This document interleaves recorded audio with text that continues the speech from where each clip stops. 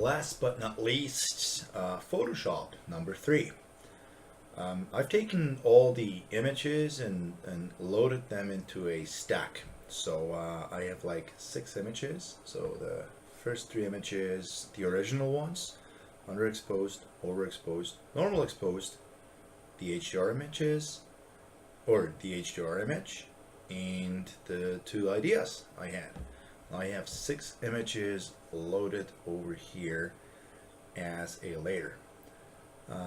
Right now you can see the one at the very top is the normal exposed one. Then I have here I have here the tone map one, the one I've created with Photomatix.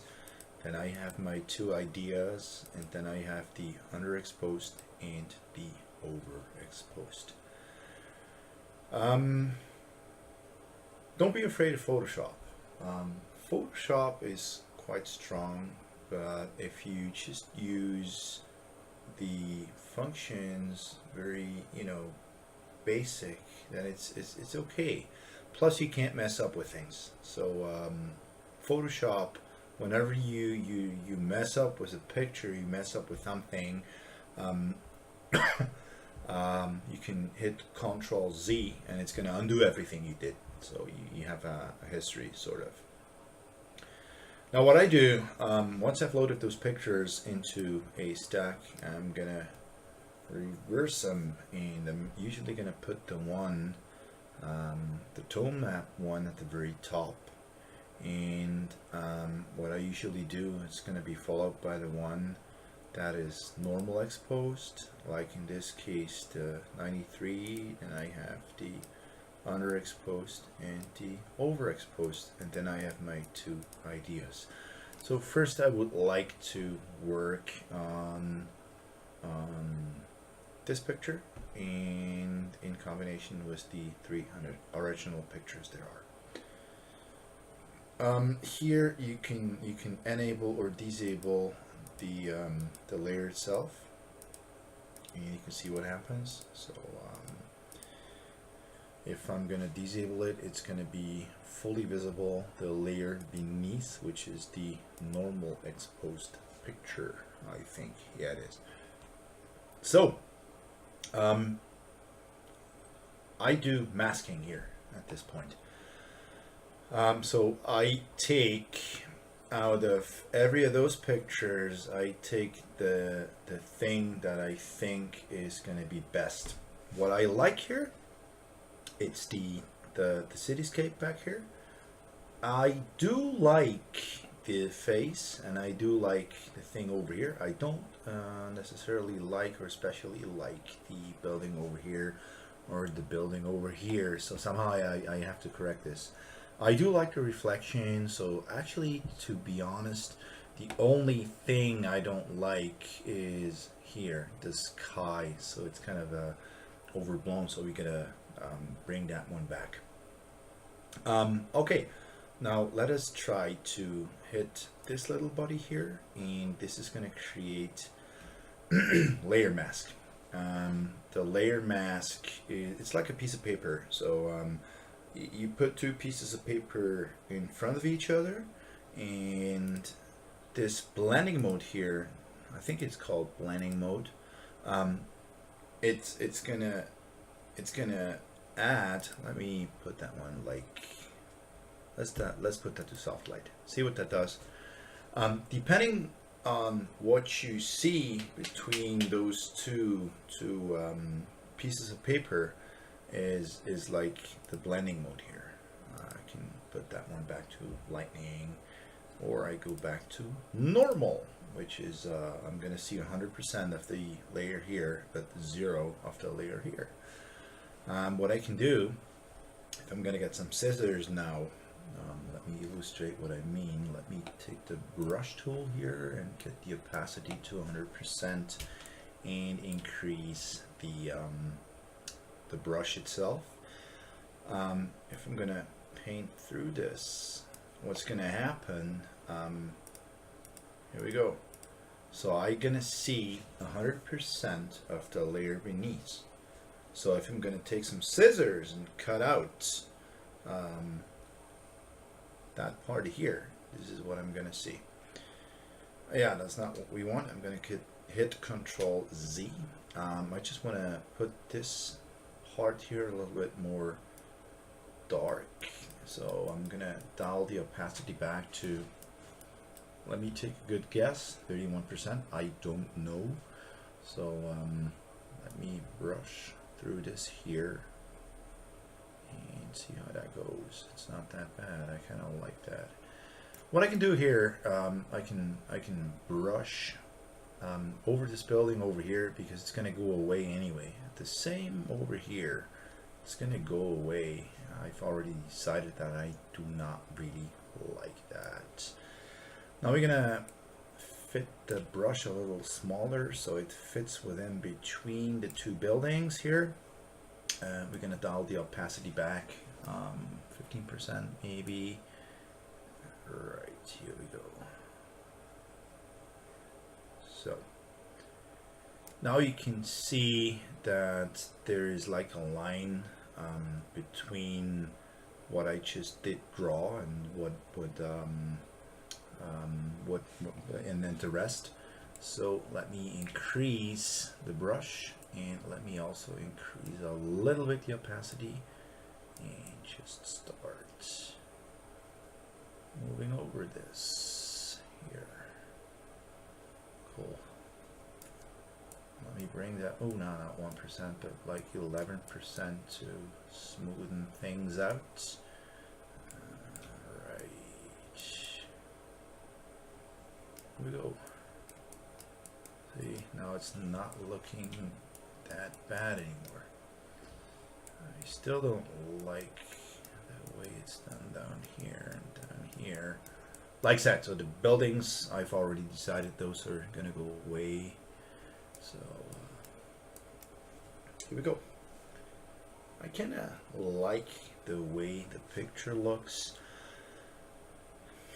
There's not much I would change right now, because I do like the reflections here. I do like the cityscape here. So the city itself. I do like the buildings over here. What I don't like is the building here and the building here. So what I'm gonna do, I'm gonna hit Shift and merge the ones. I'm gonna start from the very beginning. There's not much at the dark image, so again I'm gonna merge the two layers. Yeah, here not much either. So see the reflection. This is what I kind of like at HDR. So beautiful. Again, merge. No, funny. That's what I thought. I said when I exported this picture as an idea, I said that I kind of like the green area here and its reflection. Right now, I don't think I'm gonna take any of that, because I like the HDR image way better than the my idea from Lightroom. I mean, it's totally green here, and it's the same green as over here. In this image, we have like this tints going into the yellow part, and here we have green, and the reflection, it's not as good as the one from the HDR image. So I'm gonna leave that. So I'm gonna merge the two layers. Here we go. And that's the last one. Here we go. Now at that one, I most probably what happened, I forgot to check the profile corrections, and this is what I wanted to say. So once you have see here what happens.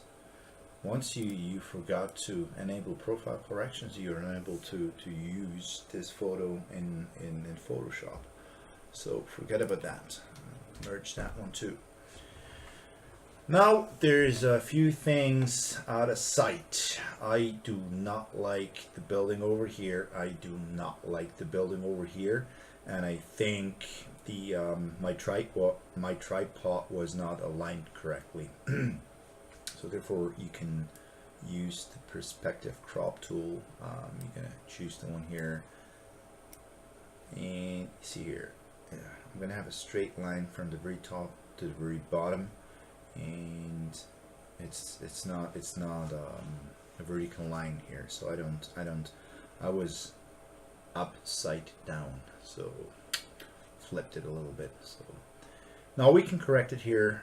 What I can do here, I'm gonna grab the upper left corner and drag it over here until I think it works. Here we go.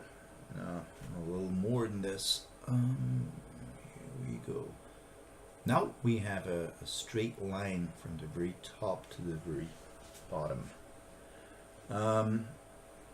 See here, the building is already gone. So if I'm gonna double click on this, here we go. I'm gonna have a straighten out picture. And what I will have to do now, I'm gonna do that again.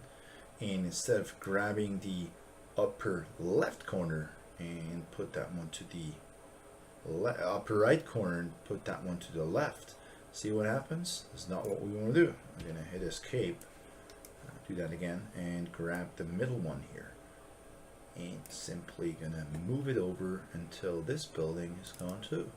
So I'm gonna double click on that. Now, looking at the picture, I kind of like the picture, more or less, but still up here, you know, there's some unwanted or unused space, so I'm gonna bring back the sky here and bring it down here like that. Double click on it, and that's gonna be my final result. Cool, pretty cool. I like that. Now what you got to do, okay, the lights here. Now we're gonna remove those lights too. While take that one over here. All right, oh, that's better. Now it's gonna focus on the center here, and we have the building back here, which I kind of like. This is a thing that Chicago. I've never seen any building like that in any other city. But anyway, sorry about that. What you got to do before you're gonna save the image, you're gonna right click here and say flatten image. See here, now it's gonna add everything up, and it's gonna add everything to background, the background layer. Now the background, if you don't do that, you have all the history stored into the PSD file. And this is how I end my work. So I'm gonna get here and say save image as, and I'm gonna save it as a PSD file. And this doesn't go to my processing directory. See here, now it's saying untitled JPEG. Usually what I do, I'm gonna click to the normal exposed one, and I'm gonna go and gonna get to my photos, and you see here, this is the United States tour PSD, and I'm gonna save this as a PSD. So the name stays, so I know if someone is asking about this photograph, I know where to seek at, because otherwise I'm gonna lose everything. If I'm gonna give it a different name, it's impossible for me to find this photograph later. And I'm gonna hit speichern. All right, so I'm gonna hit save again, and now it's gonna save this image as a PSD. This is the first thing. The second thing I'm gonna do is I'm gonna save the image. I'm gonna export this image as a JPEG. So I'm gonna hit File, Export, Save for Web. And here I'm going to choose, depending a little bit on how the sensor is, how the megapixels are, how big the image is. I usually choose 15% on my A7R. On my 610, Nikon 610, I was between 20 and 22%, depending a little bit on how much you crop and stuff like that. But once you're here, once you save this image at 15%, or less or more, like I said, depending on your camera, see what happens if I'm going to hit in 15%, hit OK. It's going to resize the image, and I can save it. Now this one, this does definitely go to processing uploads, and I'm gonna save that one here again. Speichern. I don't know why that is, but anyway, I'm gonna save that one here to my upload directory, and now it is ready to be shown somewhere on Facebook or Flickr, 500px, Pinterest, wherever. So alright, that's this is how I post-process my images, and yeah, I hope you liked it, and I hope you learned a few things. I hope you can use a few things. So enjoy.